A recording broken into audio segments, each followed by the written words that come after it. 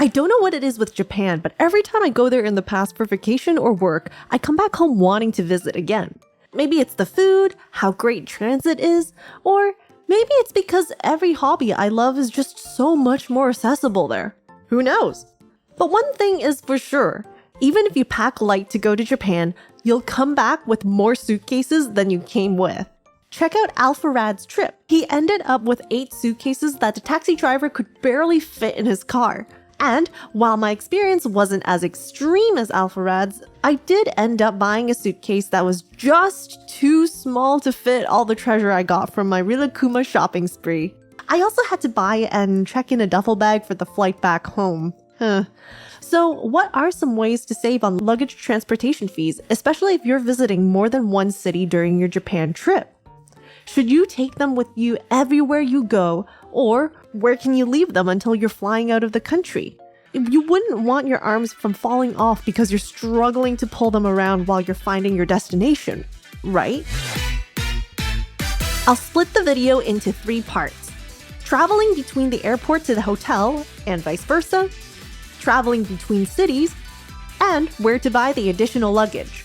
I'll be explaining most situations from the Tokyo International Airports, Narita and Haneda, into the city of Tokyo, but some of these options are also available if you're flying into Kansai or Chubu International Airports. It can be super confusing landing at a foreign airport for the first time. You've got visas and ETAs to fill out, custom lines to pass through, and then rushing to luggage conveyor belts to pick up your matryoshka luggage because you knew that you had to bring a whole empty suitcase inside another suitcase to fit everything you were about to buy. And don't forget to pick up the SIM card or pocket Wi-Fi that you pre-ordered and stopping by the ATM or bank to withdraw some cash. It can get pretty hectic. The last thing you want to do is fumble around with your luggage as you make your way to the hotel and city. There are several common ways to get out of the airport with your luggage: express train, limousine bus, and taxis. In large cities, public transit is the best way to get around town, and that kinda includes trains to and from airports. This is also going to be the cheapest method out of the ones I'll talk about. If you're arriving in Narita, there's a specific train line called the Narita Express that beelines you right into Tokyo Station. It still takes roughly an hour, but you'll have the comfort of putting your luggage in a designated spot rather than keeping a hold of it on the train as it's running. Haneda, on the other hand, doesn't have the same express train experience. The train line out of Haneda is directly connected to 2 different subway lines, the Keikyu line and the Tokyo Monorail line. The Keikyu line splits up into several different trains ranging from the local train that stops at every station to a few different limited ones to stop at certain stations. Double check which station you need to get off of or transfer, otherwise you'll have to backtrack while carrying all your luggage. Remember, normal passengers will also board and leave this train, so it can get pretty busy during rush hours. When heading to the airport on this line, your safest bet will be to take the Airport Limited Express train. I have traveled holding 3 luggages with this route, and while it was manageable during off hours, I would not recommend doing it again. Depending on the hotel you stay at, you might have a shuttle service that can pick you up at specific stations. Pro tip: you can even use this shuttle to just go to and from a hotel and station during your time there. It helped a lot when Mama deRouge didn't want to walk too much before the day even started. I want to warn everyone who wants to take the trains though. There are a lot of stairs and long passages to get around the stations. The elevators are sometimes out of the main pathway and take some time to get between floors, and you must use them if you have large luggage. You'll also have to keep an eye out for the yellow road or the tactile paving that is meant to guide vision impaired people. It's really hard to roll around on these yellow tiles, and you'll definitely come across them every time you use the elevators. You also don't want to keep your luggage on or too close to these lines when pausing to check directions on your phone in case someone is actually going to use them. I would probably only recommend using trains if you have a hand carry luggage or a medium luggage plus a backpack, and nothing bigger than that. The limousine bus is a coach bus service that takes you to and from the airport to the designated hotels and stations throughout the city. You're allowed up to 2 pieces of luggage to store under the bus compartment, which may include your hand carry luggage. If the bus isn't too full, you might be able to bring the carry-on onto the seating area. If you're staying at a hotel that the bus stops at, it's super convenient to use the service even though it does take a longer time to travel into the city than the train. Either pre-purchase your tickets on your phone or just buy them whenever you arrive at the airport counter.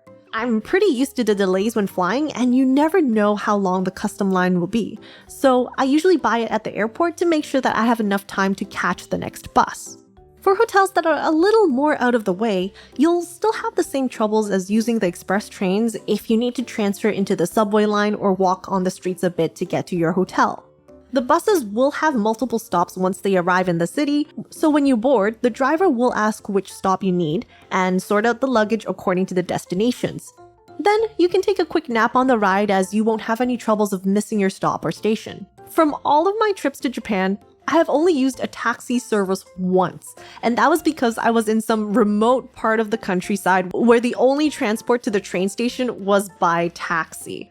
Most ryokan hotels will have free shuttles, but my train ticket was just too early for the shuttle schedule. If you have quite a bit of luggage to bring along though, then taxi will be your best bet even if it's the most expensive. You'll go directly to your hotel and will have assistance in moving your luggage around as well. Some airports and stations may have a line dedicated for non-Japanese speakers. I vividly remember seeing 2 taxi lines at Osaka Station, so you won't have to worry about getting the destination wrong if you can't speak Japanese. If taking the luggage on the train or bus is too much of a hassle, you can arrange for a service that moves it for you to pick up at the hotel or at the airport when you leave. You'll notice a black cat with a yellow background logo everywhere in Japan. Okay, sometimes it's greenish, but you get the point. Yamato's Takyubin service is a delivery service that allows you to send off items, such as luggage, to elsewhere in the country. Just simply drop it off at a sales office, agency, or convenience stores with that flag, and fill in a form of where the luggage needs to go. The clerk or staff will then measure your luggage and add up the 3 dimensions, in centimeters of course, for each luggage piece. This is what they'll refer to as the size in the price chart. Convenience stores can't accept parcels bigger than size 180, so larger luggage probably won't be doable there. However, at your hotel, the staff should be able to help you fill in the form and accept any size up to 200. That covers the majority of the largest luggage sizes for 3-piece luggage sets. One of the hotels I stayed at actually offered a different company with the same service called Airporter. This one is strictly for transporting luggage to and from the airports, but not between airports or between hotels. They'll take a picture of each item you send before they pick it up, as well as what it looks like after they drop it off. And I thought that was a really nice touch because I was not expecting it, and I don't recall ever getting any photos from the Takyubin service. Same-day service may be possible for both, but you'll still need to reserve a day or 2 in advance for them to pick up your luggage for the day of your flight. For example, Tokyo and Osaka, you have to place an order the night before, drop off your luggage at the hotel front desk by 9 a.m. to pick up your luggage at the airport after 4 p.m. on the same day. If you need your luggage checked in before the 4 p.m. time slot though, you'll need to consider using it a day in advance. Unless you're leaving from a different international airport, you'll probably return back to the city you landed in to fly back home. Bringing your luggage everywhere with you across Japan when it's already stuffed to the brim with crane game prizes is definitely not the best idea. Not for your muscles and definitely not for your wallet. But if you do want to bring all of your luggage to the next city, here are some options. The Takyubin service I mentioned before can move your luggage between hotels. However, you will definitely need to require a day or 2 in advance to reserve and drop off your luggage, depending on how far it needs to travel. If you're taking the Shinkansen, you can take your large luggage with you with relative ease, and the allowance is actually larger than what Takyubin accepts, with a maximum of 250 cm in total dimensions. You'll need to reserve specific seats at the end of the car where there's just a bit of extra space behind those seats to put your luggage in. And if you have a hand carry or even smaller medium-sized cases, it'll just fit right in front of your seat area, so no reservations for that. Your knees and legs might be a bit tight, but unless you're as tall as a door frame, it should be okay. Newer Shinkansen models or on certain lines will have a dedicated area like on the Narita Express, where you can pay extra to reserve a spot there. That's right, even if they're empty on the Shinkansen, you can't just put your luggage there. It's like how you may notice an empty seat next to you in a reserved car, but it's because someone else reserved it from another station along the way, and they will take the seat when the train gets there. I've seen people just leave their luggage between the cars where the exit doors are, and oh boy, do not do that. That is totally not cool. It blocks people from coming into the train with their luggage. And I remember a train staff member angrily running around trying to find who the heck owned that piece of luggage, but wasn't able to and had to keep shuffling it away from the side that the door that was going to open for the next station.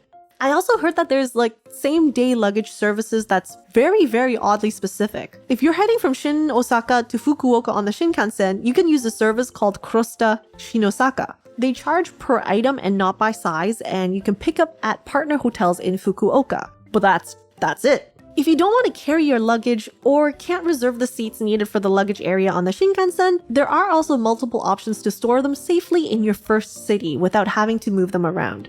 Coin lockers are located everywhere around the city, particularly at train stations, shopping centers, as well as just along the streets. Osaka Station has one of the largest layouts of coin lockers I've ever seen in my life. They have so many that they're labeled as different flowers, so you get less confused. I'm still confused. I can't recognize that many flowers.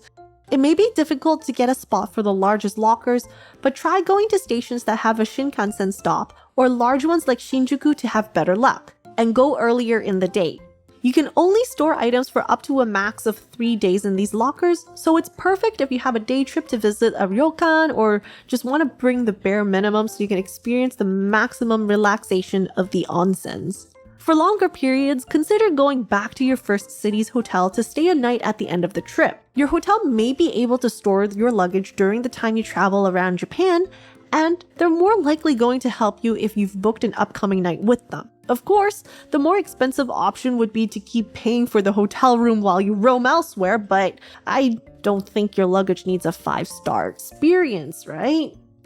Unless you may notice Yamato baggage storage services when you're looking at the taku bin options, but beware that this and some other similar services are only for single-day use only. You have to pick it up by closing time, otherwise, well, I don't really want to know what'll happen to them, but there are baggage rooms like in the Shinjuku station that offer overnight storage for around 700 yen per piece, per night. Apps like ecbo Cloak can actually help you reserve ahead of time as well. Just pick a spot like a station, manga cafe, restaurants, acupuncture salon? Wait, and even karaoke stores? Yep, as long as it's a participating store and they have space to store all of your luggage, then it's a-okay. So once you've planned out the entire itinerary for your luggage, maybe it's just better to pack light and buy luggage along the way when you need more space. I was traveling from a small city in Osaka by train and not Shinkansen, so I packed super light until I arrived at the big city to do my shopping spree. I ended up buying a super cute luggage at Yodobashi Camera, which might be a strange choice from the name of the shop. While Yodobashi does specialize in electronics, there's usually a whole floor or section dedicated to travel goods. Initially, I wanted to buy luggage at Donkey because everyone says that, but it was way more expensive than I thought because of the brand name labels. If I wanted to do that, I might as well have gone to a fancy department store because honestly, I don't think the prices differ that much for the exact same luggage brand. And not all donkeys will sell luggages, so your mileage may vary depending on where you're traveling. I think the donkey in Ginza doesn't have luggage, for example. You can also end up finding a travel store in small shopping centers, so keep an eye out if you explore the city rather than waiting last minute to buy. I found these other really cute designs and they were quite large, but by the time I decided to buy a luggage, I was already in a different city and the Yodobashi did not have the size that I wanted. I thought I could, squish everything that I bought into it, but I ended up needing to buy a duffel bag to check in as well. Oops. Put a tracker in each piece of luggage if possible. You would definitely want to make sure that luggage number 5 didn't end up in the wrong side of the country when you're about to check in for your departure flight. I know trackers can get a little expensive, but it's honestly one of the best purchases if you plan on checking in luggage, and you can use it for years. It's like dash cams that you put in cars. It just feels nice to see your luggage on board the same flight as you, or if you're using the taku bin service, that it's on the move to your next destination. A little planning can go a long way, so let me know if you have more questions about traveling to places like Japan, Korea, or even Hong Kong. If you like watching this video, check out this one about how I make content as a VTuber in 2025. Or this one that's recommended for you. I stream pack openings for TCGs like Pokemon on Twitch, and if you want to support the channel, consider joining the membership or other ways listed in the description box below. Bye for now!